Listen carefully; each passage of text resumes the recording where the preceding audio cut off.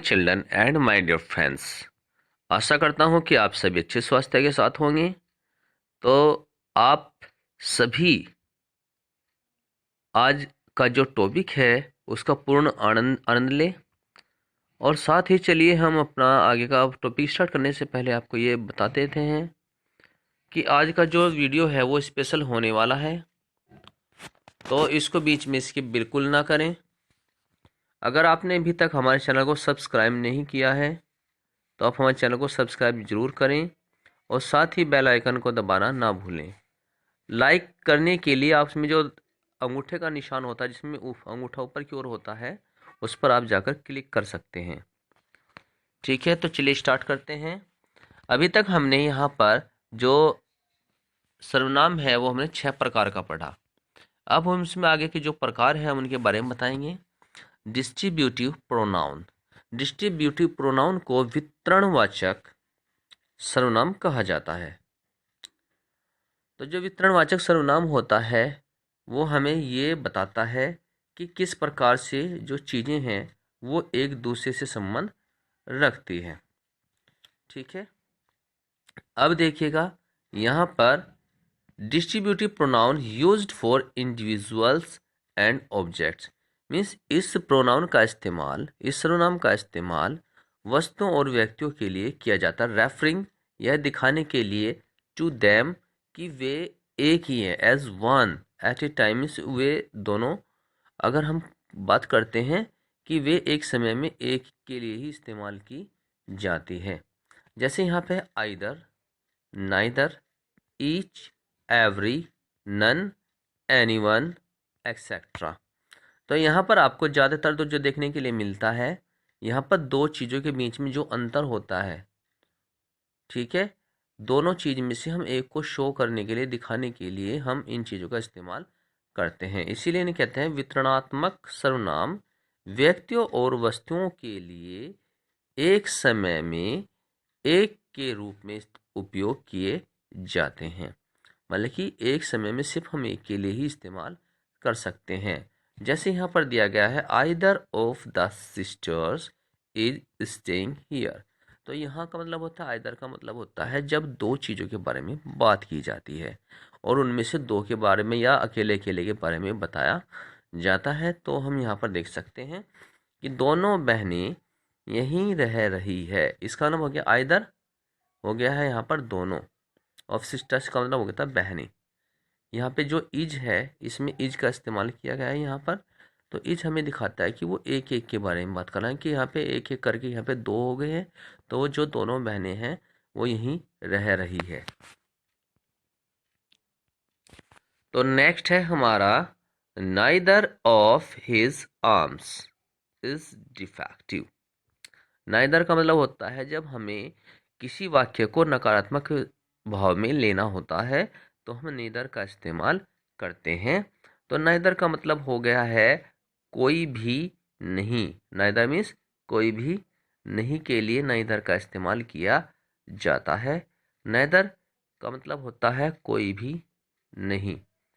तो यहाँ पर देखिएगा, neither of his arms is defective, इसका मतलब हो गया नाइदर मीन्स, तो हो गया है हमारा कोई भी और नहीं।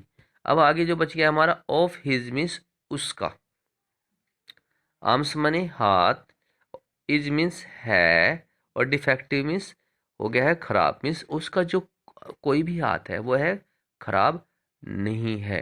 क्या है उसका, कि कोई भी जो हाथ है वह है खराब नहीं है। तो अब आगे हम देखते हैं कि हमने यहाँ पर जो भी देखा है वितरणवाचक सर्वनाम, मतलब कि यहाँ पर दो चीज़ों के बारे में बताया जाएगा एक साथ। तो दोनों ऐसे मानी जाएगी कि वे अकेली अकेली हैं, तो वहाँ पे इसका इस्तेमाल किया जाता है। नेक्स्ट है हमारा रेसिप्रोकल प्रोनाउन।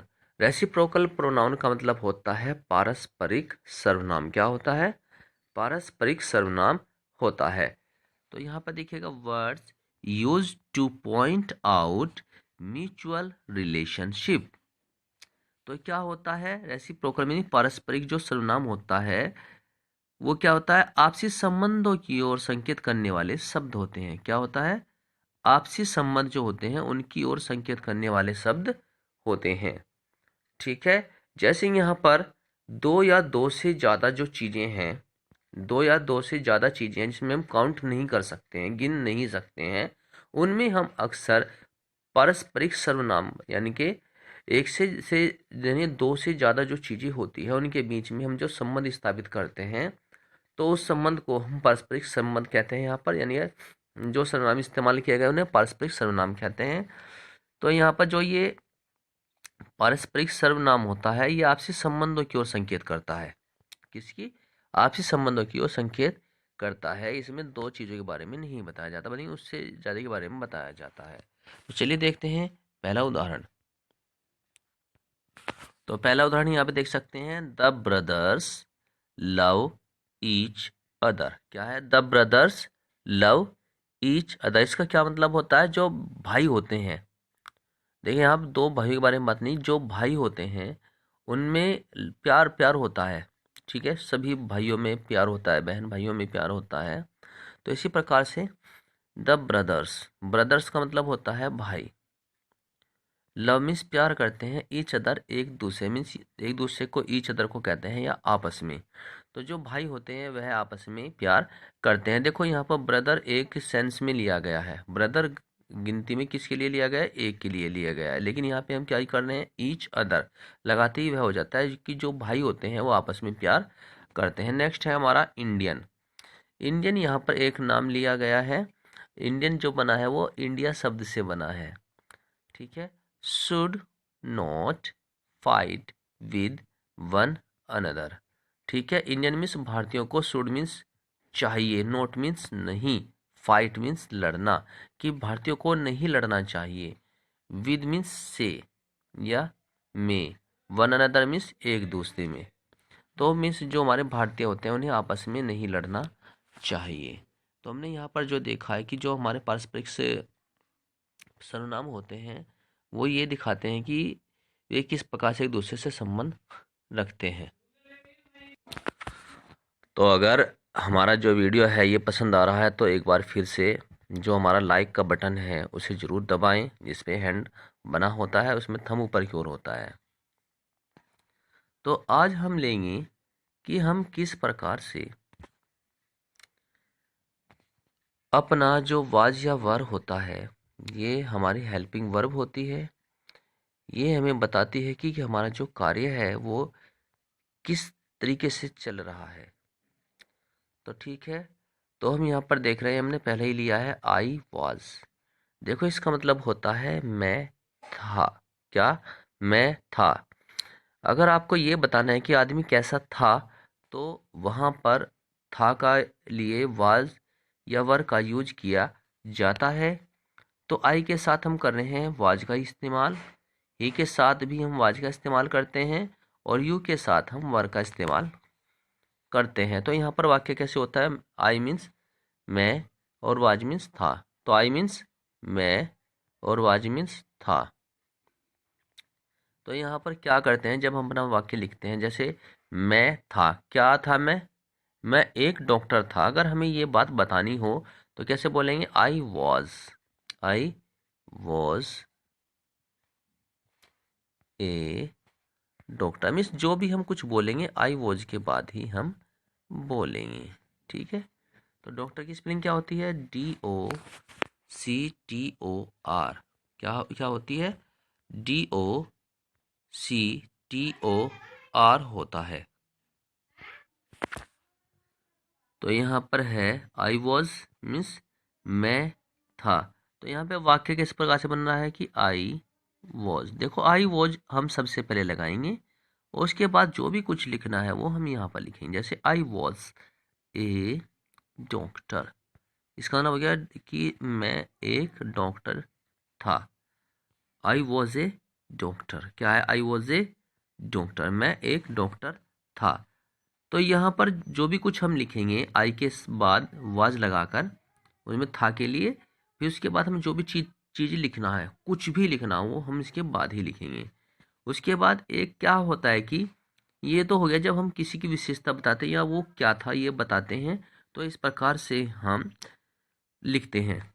लेकिन अगर हमें गलती से ये कहना पड़ जाए कि आई वॉज और कि मैं अपना काम कर रहा था, तो आई वॉज डूइंग, तो डूइंग मीन्स हो गया यहाँ पर कर रहा था। तो यहाँ पर वाज के बाद ING वाले शब्द भी आने लगते हैं कि आई वॉज डूइंग किसका work, my work, WORK work, तो कि जो मैं था वो अपना काम कर रहा था।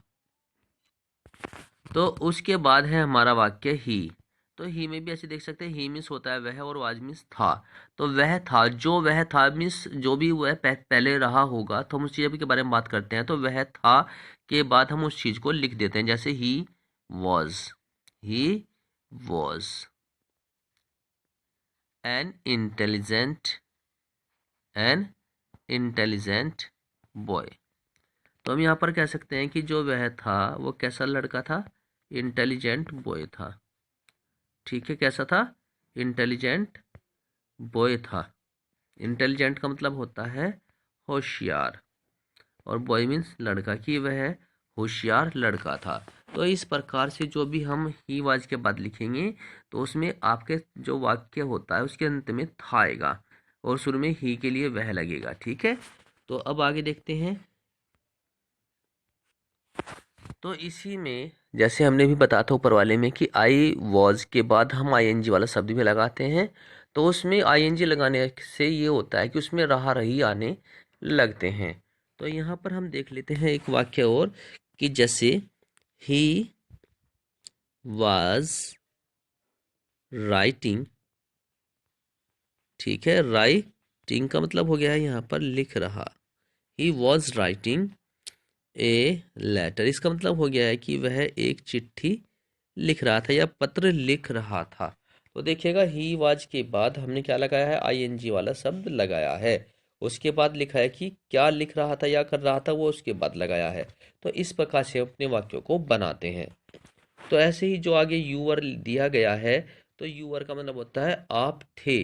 क्या आप थे, तो आप इसमें बता सकते हैं कि वो क्या थे। ठीक है, तो पहले आपको यूवर ऐसे ही लगाना पड़ेगा, उसके बाद जो भी वाक्य में कुछ लिखना है उसको लिखेंगे। ठीक है, तो ये तो हो गया विशेषता लिखने के लिए। लेकिन अगर आपको ING वाला लगाना पड़ता है, तो आप इसमें पहले ING वाला लगाते हैं, जैसे खाना पीना, सोना जागना, हंसना रोना, जो ऐसी जो एक्टिविटी होती है, क्रियाकलाप होते हैं, उनमें आप ING को लगा सकते हैं। तो फिर उसके बाद हम उन चीज़ों को लिख सकते हैं कि वो कहाँ कर रहा है उस चीज़ को। ठीक है, तो यहाँ पर हम देख सकते हैं कि जो हमारा वाज है वो किन के साथ इस्तेमाल होता है, और यहाँ पर जो वर है वो किन के साथ इस्तेमाल किया जाता है। तो यहाँ पर आप देख सकते हैं वी दे यू जो होते हैं वो हमारे एक से ज़्यादा होते हैं। वी मीन्स होता है हम, वी मीन्स होता है हम, है मैं, हम। दूसरा है हमारा दे मीन्स होते हैं वे। उसके बाद होता है यू मीन्स होता है आप। और उसके बाद जो प्लूरल लिखा हुआ है, प्लूरल का मतलब होता है जब चीज़ें एक से ज़्यादा होती है, एक से ज़्यादा, इसका मतलब होता है बहुवचन। क्या होता है, बहुवचन में जब संख्या में कोई चीज़ एक से ज़्यादा होती है तो उसे बहुवचन कहा जाता है। तो इन सभी के साथ हम वर का इस्तेमाल करते हैं। जैसे आप कह सकते हो कि बर्ड्स वर, बर्ड्स माने चिड़िए, वर मीन्स थी। क्या क्या थी वे, चिरपिंग, चिरपिंग मीन्स होती चहचहा रही। क्या, चिरपिंग मीन्स चहचहा रही, कि जो चिड़िया थी वो चहचहा रही थी। फ्लाइंग, उड़ रही थी। फीडिंग, खा रही थी। तो इस तरीके से हम इस्तेमाल करते हैं। तो उसके बाद हम देख सकते हैं दूसरा कि आई, ही और सी, इट जो होते हैं वो सभी सिंगुलर होते हैं, इसीलिए सिंगुलर के साथ वाज का इस्तेमाल किया जाता है। तो आशा करता हूँ कि आपको वीडियो पसंद आई होगी।